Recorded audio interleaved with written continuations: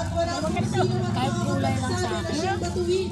Amen. Sino man po sa atin ay nagkasala, kapatid. So mga napakinggan niyo po ng mga kabataan po na nandito. Amen. Na nabago po ng ating Panginoon. Kami rin po ay nagkasala. Amen. Sa harapan po ng Diyos. Nakagawa rin po ng mga bagay na hindi kalugod-lugod sa harapan po ng ating Panginoon. Amen. Ngunit kung tayo lamang po isasampalataya at maniniwala po sa kakayahan ng Diyos sa ating buhay. Amen. Sabi po ng Diyos na may pagbabago. Amen. Sa mga taong naniniwala po. Amen. Sa kanya ng lubos. Amen. Sa mga tao po na may puso at may hangarin po na siya'y paglingkuran. Amen. Kung maiisip natin, kapatid, na parang ang hirap naman talikuran ng ating mga kasalanan na araw-araw na natin nagagawa, na parang cycle na ng buhay natin, na palagi natin nararanasan sa ating buhay. Ngunit sabi po ng ating Panginoon, kung tayo lamang isasampalataya sa Kanya, maniniwala sa kapangyarihan ng Diyos naman sa ating buhay, wala pong imposible sa ating Panginoon. Mga kapatid, ang tapat po ang ating Panginoon ay sa Kanyang mga pangako. Minsan po hindi po nagbibigo ang masikip sa Kanyang mga pangako. Ang Diyos po hindi katulad ng tao. Amen. Kapag nangako po sa ating baka hindi pa po matubad. Ngunit ang ating pong Panginoon, asahan po natin na kapag tayo po sumampalataya sa Kanya, amen, buhay na walang hanggan. Amen, yung kapalit na pagdilingkod natin sa ating Panginoon. Amen, sabi po ng Diyos, sa Kawikaan 27 verse 1, huwag mong ipagyabang ang araw ng bukas, pagkat hindi mo alam kung anong magaganap. Kapatid, anong ibig sabihin po nun? Na huwag natin ipagyabang yung araw ng bukas.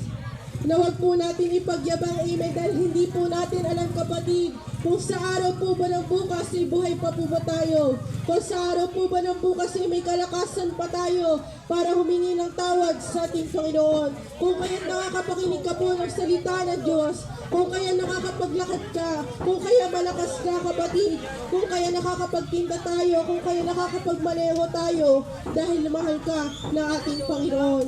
Ganit ka po minamahal ng Diyos. Ayaw kasi ng ating Panginoon, kapatid, na sa bandang huli, pagsisihan natin yung ating mga kasalanan na patuloy nating nagagawa. Kaya ang ating Panginoon ay gumagawa na po ng way. Gumagawa na siya ng way para tayo maligtas. Tayo na lamang po yung mamimili, kapatid, kung tatanggapin po ba natin yung offer ng Diyos sa atin na buhay na walang hanggan o kaparusahan sa ating buhay.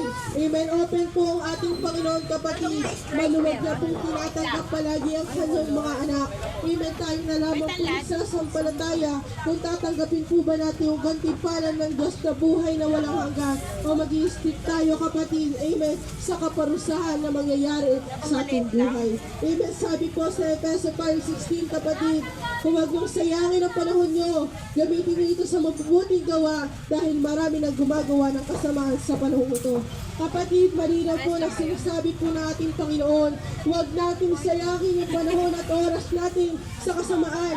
Huwag natin sayangin yung oras natin sa bisyo at kasalanan na palagi natin nagagawa sa ating buhay. Nakala natin minsan, kapatid, amen, kaparusahan sa atin yung mga sakit, karamdaman, kaparusahan sa atin, amen, yung problema at suliranin na nararanasan natin sa ating buhay. Ngunit tayo na po pala nakakagawa ng kaparusahan sa ating sarili. Ibinaba na po pala natin yung sarili natin sa buhay na walang hanggan. Tayo po pala nagpapahamak ng kaisa-isa nating kaluluwa. Kaya sabi po ng ating Panginoon, malinaw po na binibigay sa atin ng Diyos na huwag natin sayangin yung panahon at oras natin sa kasalanan. Sabi ng Diyos, marami nang gumawa ng kasamaan sa panahon ito. Alam naman natin, kapatid, sa panahon na ito, puno na, kapatid, ng kasalanan, puno na ng bisyo, puno na, kapatid, ng mga pagkakasala na hindi po nakakalugod sa harapan ng ating Panginoon. At ayaw po ng Diyos na makiisa ka pa sa bagay na yon. Ayaw po ng ating Panginoon, amen, na makiisa ka pa sa pagbibisyo, sa pagsusugal. Ayaw na